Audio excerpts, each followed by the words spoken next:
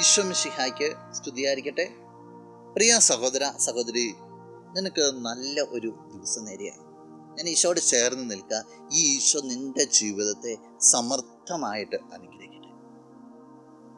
ഈശോ ഒരിക്കൽ ഒരു യാത്രയൊക്കെ കഴിഞ്ഞ് വള്ളത്തിൽ നിന്ന് കരയിലേക്ക് ഇറങ്ങി വരുമ്പോഴേക്കും പിശാച് ബാധിച്ച ഒരു വ്യക്തി ഈശോയുടെ അടുത്തേക്ക് വരികയാണ്.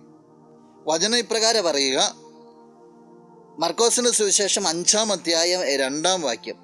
അവൻ വഞ്ചിയിൽ നിന്ന് ഇറങ്ങിയ ഉടനെ അശുദ്ധാത്മാവ് ബാധിച്ച ഒരുവൻ ശവകുടീരങ്ങൾക്കിടയിൽ നിന്ന് എതിരെ വന്നു.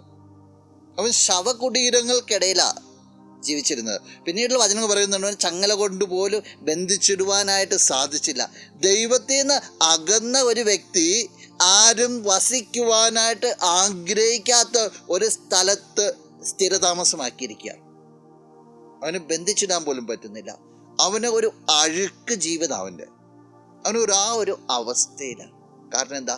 പിശാചാണ് അവൻ്റെ ആധിപത്യം. നിന്റെ ജീവിതത്തിൽ നിന്ന് ദൈവത്തിൻ്റെ സാന്നിധ്യം വിട്ടുപോയാൽ നിനക്കുണ്ടാകാൻ സാധിക്കുന്ന ഒരു അവസ്ഥയെക്കുറിച്ച് പറയുക. നിന്റെ ജീവിതം നോർമലായിത്തീരില്ല.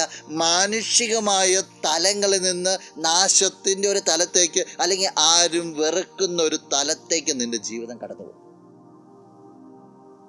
അവിടെ നീ സമൂഹത്തിൽ നിന്ന് മാറ്റപ്പെട്ട വ്യക്തിയായിരിക്കും. അവിടെ നിന്റെ തിരിച്ചുവരവ് അത്ര എളുപ്പമില്ല. ജീവിതത്തിൽ നീയാണ് ക്രമീകരണങ്ങൾ വരുത്തേണ്ടത്. നിന്റെ കുടുംബത്തിന് നീയാണ് ക്രമീകരണങ്ങൾ വരുത്തേണ്ടത്. യേശുവിന് ചേർന്ന രീതിയിൽ എപ്പോഴും നിന്റെ ജീവിതത്തെ ക്രമീകരിക്കുക എന്നുള്ളത്. യേശുവിന് ചേർന്ന രീതിയിൽ ജീവിതത്തെ ക്രമീകരിക്കാതെ വന്നാൽ നിന്റെ ജീവിതത്തിൽ പിന്നെ സ്ഥാനം പിശാചിനാണ്. അവൻ ആധിപത്യം ഉറപ്പിച്ചാൽ നിന്റെ ജീവിതത്തിൻ്റെ മുഴുവൻ ശൈലിയും അവന് ചേർന്ന രീതിയിലാക്കി മാറ്റും. നിന്റെ കുടുംബത്തിൻ്റെ ശൈലികൾ അവന് ചേർന്ന രീതിയിലാക്കി മാറ്റും. അത് നമ്മുടെ അസ്തിത്വത്തെ തന്നെ തകർത്തു കളയും. നമുക്ക് പ്രാർത്ഥിക്കാം. ഒന്ന് കണ്ണുകൾ അടയ്ക്കാവോ? കരങ്ങളൊന്ന് കൂട്ടുക. നല്ലവനായ കർത്താവേ, നിന്നെ ഞങ്ങൾ സ്തുതിക്കുന്നു, ആരാധിക്കുന്നു, മഹത്വപ്പെടുത്തുന്നു. നിന്റെ സാന്നിധ്യത്തെ നന്ദിയോടുകൂടി ഓർക്കുകയാണ്. ഈശോ ഈ വ്യക്തിയെ സമർപ്പിക്കുകയാണ്.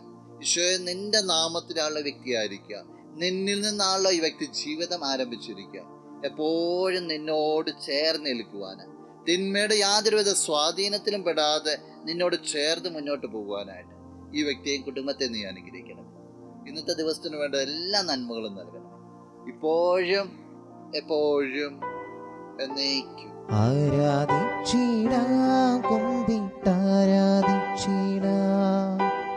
ആരാധിക്കുമ്പോൾ അപദാനം പാടിടാം.